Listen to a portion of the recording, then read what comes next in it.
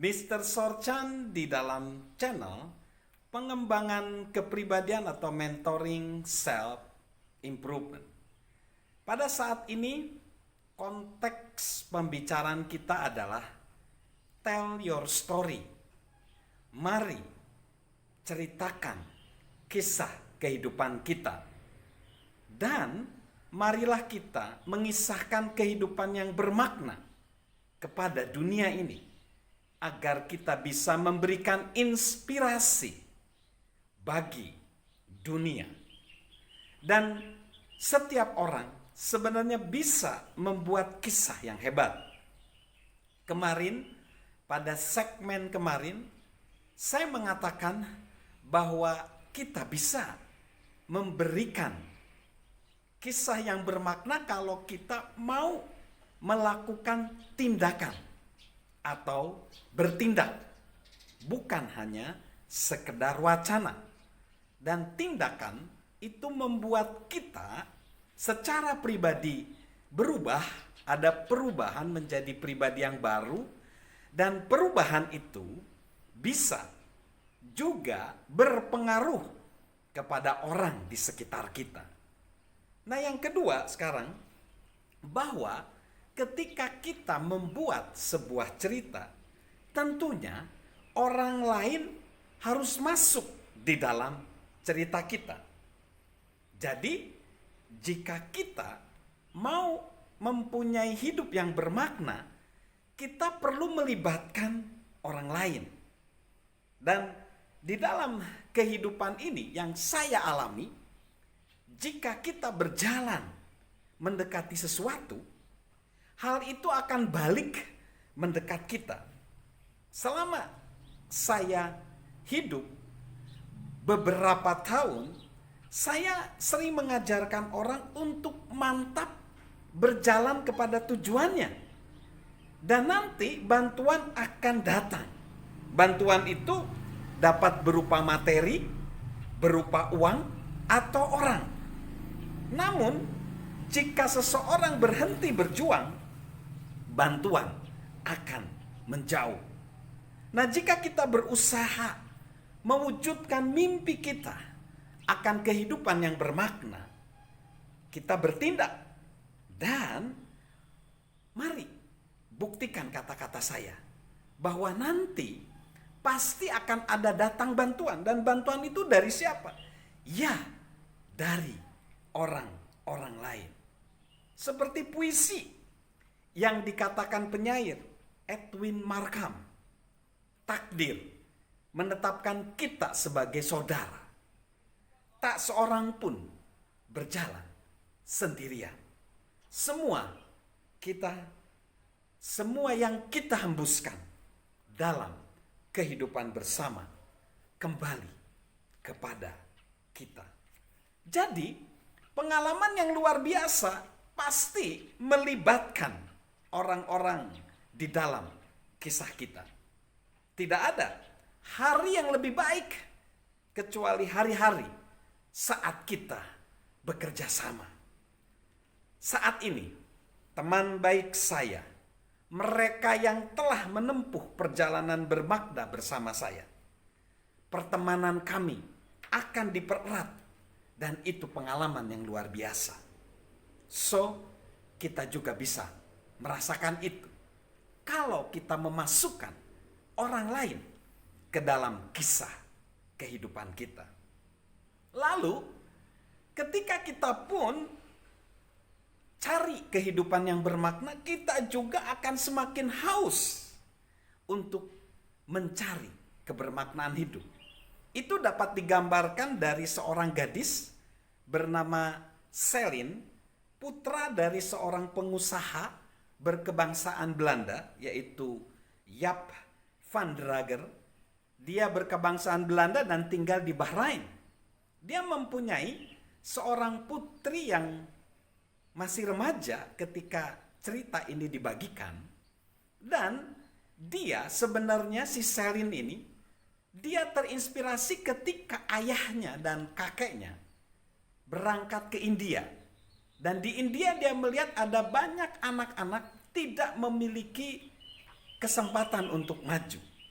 Dia melihat anak-anak itu miskin karena mereka tidak ada pendidikan. Dan juga dia berpikir pendidikan salah satunya adalah pendidikan berbahasa Inggris. Akhirnya ketika dia pulang ke rumahnya, dia berpikir, saya beruntung, tetapi anak-anak di India ini tidak beruntung. Oleh karena itu, saya bercita-cita ingin membuat anak-anak itu bersekolah. Akhirnya dia survei ke sekolahan di India, dan bersama dengan sejumlah temannya di India, dia dapat satu sekolah, ya, namanya Mahaji Shinde Primary School.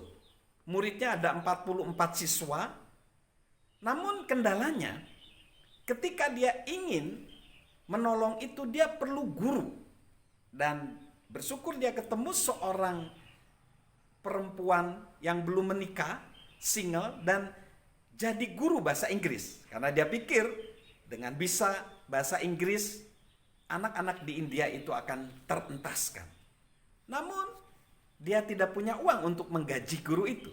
Ternyata guru itu juga mempunyai ayah yang menderita penyakit kanker.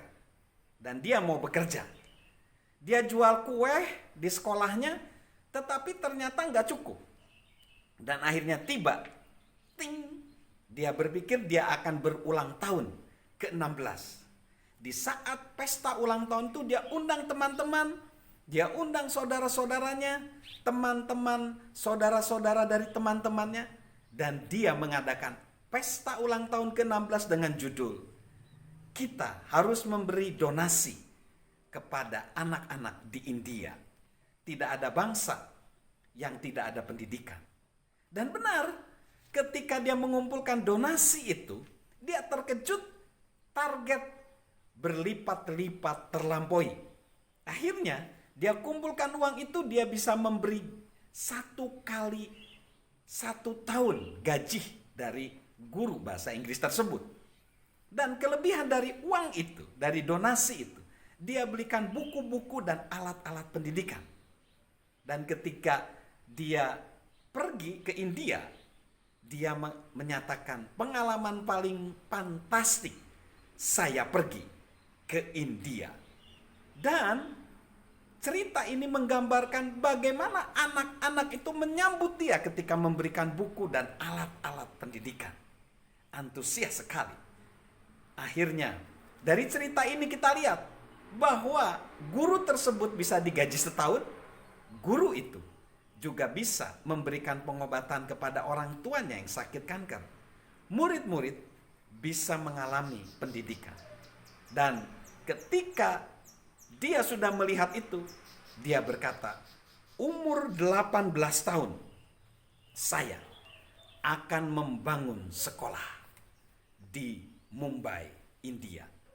Artinya bahwa orang yang sudah memiliki makna, dia haus ingin memberi makna yang lebih besar lagi.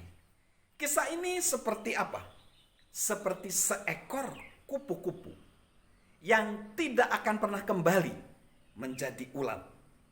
Jika kita sudah mulai menjalani hidup yang bermakna, maka kita merasakan naluri untuk terus membuat perbedaan.